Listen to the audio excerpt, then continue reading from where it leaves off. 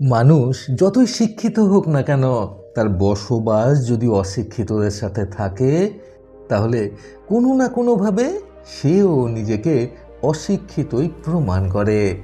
বন্ধুরা, এই অসাধারণ প্রসঙ্গটাকে কেন্দ্র করে আজকে আমি আপনাদের সুন্দর একটি গল্প শোনাবো। চ্যানেলে নতুন হলে সাবস্ক্রাইব করতে ভুলবেন না এবং অবশ্যই গল্পটি ভালো লাগলে একটা লাইক আশা করব। সঙ্গে থাকুন ভিডিওর শেষ পর্যন্ত।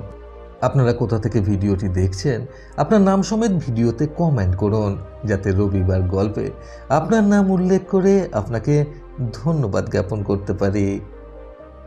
এক আশ্রমে এক সাধু মহারাজ ওনার শিষ্যদের বিভিন্ন স্থানে পাঠাতেন, শুধু এটা যাচাই করার জন্য যে সেখানকার মানুষদের ভালো উপদেশ প্রয়োজন কিনা, তাদের জীবনকে আরও ভালো করা যায় কিনা। একবার এই কাজের জন্য নন্দলালকে দায়িত্ব দেওয়া হয়। যেখানে তার যাওয়ার কথা ছিল সেই জায়গার নাম ছিল রামগড়। সে জানতে পারে সেখানে বিভিন্ন ভাষার মানুষ থাকে। বাংলা ভাষায় কথা বলা মানুষও অন্য ভঙ্গিতে কথা বলে। আমরা জানি বিভিন্ন জেলায় একই ভাষা ভিন্ন ভঙ্গিতে বলা হয়। নন্দলাল রওনা দেয় রামগড়ের উদ্দেশ্যে। রাস্তায় আরেকটি গ্রাম পড়ে। সেখানে এক বাঙালির সঙ্গে তার যোগাযোগ ছিল। তিনি অন্য ভাষাও জানতেন।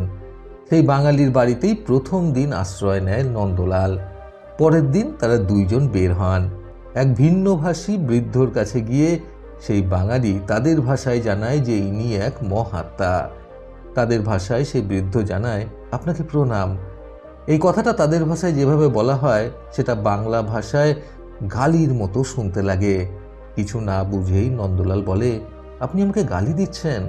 আপনার নরকে ঠাঁই হবে। সেই বাঙালি আবার নরক মানে বুঝতো না। সে সেই বৃদ্ধকে তাদের ভাষায় জানায়, তুমি নরকে স্থান পাবে। সে বৃদ্ধ কিছু একটা বলে।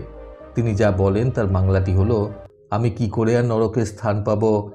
আমি তো আপনার মতো মহাত্মা নই। আপনারা এত পুণ্য করেন, আপনি মহাত্মা, আপনি নরকে স্থান পাবেন। এই কথা শুনে বৃদ্ধ সরলতা দেখে হেসে ফেলে নন্দলাল।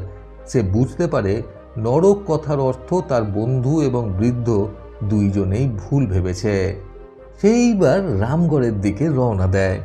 রামগড়ে প্রবেশ করে নন্দলাল, কিন্তু বুঝতে পারে না সেটা রামগড় কিনা। সে একজনকে প্রশ্ন করে, আচ্ছা এটা কি রামগড়? সেই ব্যক্তি উত্তর দেয়, হাও। নন্দলাল বুঝতে পারে না এটা মানে কি। এটা রামগড় তো না হাও? সে আরও কয়েকজনকে প্রশ্ন করে, এটা রামগড়? সবাই একই উত্তর দেয়, হাও। মহা সমস্যায় পড়ে নন্দলাল। বুঝতে পারে না কি করবে, কাকে জিজ্ঞাসা করবে।